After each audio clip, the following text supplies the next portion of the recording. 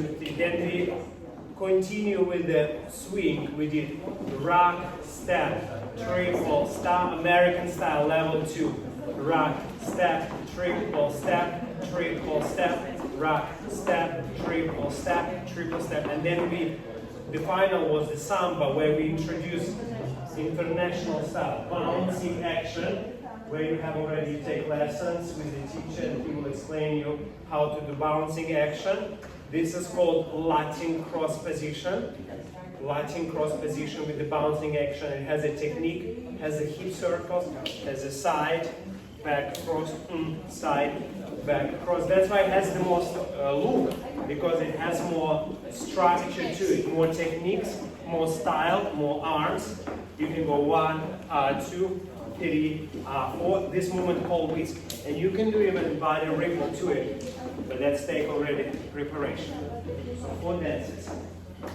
And now we want to finish with the ballroom dance, which is very, very popular. It's called waltz. So how to do waltz? So very simple. So we will introduce a back step to you. So from the leg you go forward, side, together. So this is also from international and American style. They have waltz. Let's do American style. So it has a little bit structure. It's more classic music. So it's more formal. It doesn't have that Cuban motion, but it has that rise and fall feel.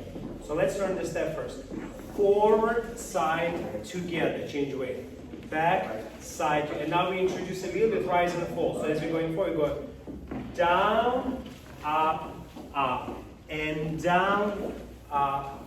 And it will create a driving feel. Up, down, and create a frame here. Down, for the girls this way, for the guys down, up. Ladies follow Kristina. This is Kristina. Guys follow Brad Pitt. This is Brad Pitt. 1, 2, 3, 1, 2, and drive. Follow Kristina. I'll play music for you.